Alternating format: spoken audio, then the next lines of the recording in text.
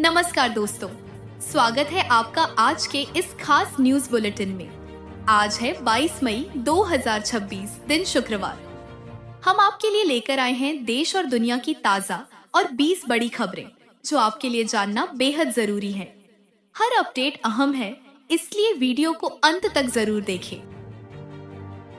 प्रधानमंत्री नरेंद्र मोदी विदेश दौरे से लौटते ही आज नई दिल्ली में मंत्रिपरिषद की अहम बैठक की अध्यक्षता करेंगे। सेवा तीर्थ में होने वाली इस बैठक में अमित शाह और राजनाथ सिंह समेत सभी वरिष्ठ मंत्री शामिल होंगे। शाम 4:30 बजे शुरू होने वाली बैठक में मंत्रालयों के कामकाज की समीक्षा, नीतियों के क्रियान्वयन और आने वाली प्राथमिकताओं पर चर्चा होगी। सूत्रों के मुताबिक कैबिनेट फेरबदल की अटकलें भी तेज हैं।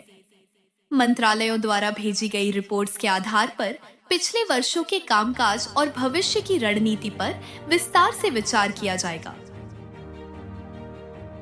उत्तर प्रदेश विधानसभा चुनाव 2027 से पहले सोशल मीडिया पर उभरी कॉकरोच जनता पार्टी सीजेपी अब सियासी चर्चा का विषय बन गई है। मऊ से विधायक अब्बास अंसारी ने मजाकिया अंदाज में इस पार्टी के टिकट पर चुनाव लड़ने की बात कही, जिससे इसकी चर्चा और तेज हो गई। वहीं अखिलेश यादव ने भी एक क्रिप्टिक पोस्ट में बीजेपी वर्सेस सीजेपी लिखकर सियासी हलचल बढ़ा दी। फिलहाल सीजेपी एक डिजिटल और व्यंग्यात्मक पहल मानी जा रही है, लेकिन इसकी लोकप्रियता ने इसे राजनीति के केंद्र में ला दिया है। भारत और चीन के बीच इलेक्ट्रॉनिक्स सेक्टर में तनाव बढ़ता दिख रहा है। चीन द्वारा सप्लाई चेन पर कड़े नियम लागू करने से भारतीय कंपनियों को बड़ा झटका लगा है। रिपोर्ट के मुताबिक चाइना प्लस वन रणनीति के तहत कंपनियां चीन से बाहर मैन्युफैक्चरिंग बढ़ाना चाहती हैं, लेकिन नई बंदिशों ने यह प्रक्रिया मुश्किल बना दी है। एप्पल इंक जैसी बड़ी कंपनियां और भारत में उनके सप्लायर्स भी इससे प्रभावित हो सकते हैं। भारतीय उद्योग जगत ने सरकार से हस्तक्षेप की मांग की है, ताकि देश का ग्लोबल इलेक्ट्रॉनिक्स हब बनने का लक्ष्य प्रभावित न हो। महाराष्ट्र के मुख्यमंत्री देवेंद्र फडणवीस ने बड़ा ऐलान करते हुए कहा है कि राज्य के सभी पात्र किसानों का कृषि ऋण 30 जून तक माफ कर दिया जाएगा। सरकार ने बैंकों को 80% कृषि ऋण लक्ष्य पूरा करने और फसल ऋण के लिए सिबिल स्कोर की अनिवार्यता खत्म करने के निर्देश दिए हैं। इस फैसले से किसानों को नए सीजन के लिए कर्ज लेने में आसानी होगी। बिहार में गन्ना किसानों के लिए गन्ना रथ अभियान शुरू किया जाएगा।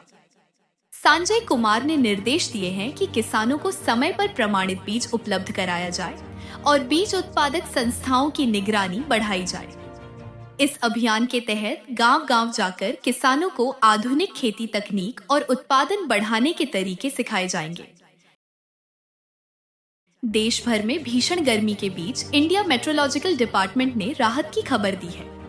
अगले 72 घंटों बाद 13 राज्यों में तेज आंधी, बारिश और ओले गिरने का अलर्ट जारी किया गया है। फिलहाल उत्तर भारत लू की चपेट में है, जहां तापमान 45 से 48 डिग्री तक पहुंच चुका है। आने वाले दिनों में मौसम बदलने से गर्मी से राहत मिलने की उम्मीद है। उत्तर प्रदेश में योगी आदित्यनाथ सरकार ने वन डिस्ट्रिक्ट वन म्यूजियम पहल के तहत पब्लिक म्यूजियम खोलने को बढ़ावा देने की नई योजना शुरू की है। पर्यटन नीति के तहत इन्हें पात्र इकाई का दर्जा देकर निवेश पर सब्सिडी दी जाएगी। निजी या लीज की जमीन पर भी संग्रहालय स्थापित किए जा सकेंगे, जिससे निवेशकों और पारंपरिक धरोहर रखने वालों को लाभ मिलेगा। बिहार में सरकारी नौकरी की तैयारी कर रहे युवाओं के लिए बड़ी खबर है। Bihar police subordinate services commission ने असिस्टेंट सब इंस्पेक्टर ASI भर्ती 2026 के लिए आवेदन प्रक्रिया 21 मई से शुरू कर दी है। इच्छुक उम्मीदवार 21 जून तक आधिकारिक वेबसाइट पर आवेदन कर सकते हैं। इन पदों के लिए 3 वर्षीय डिप्लोमा अनिवार्य है। उम्मीदवारों को समय रहते आवेदन करने की सलाह दी गई है।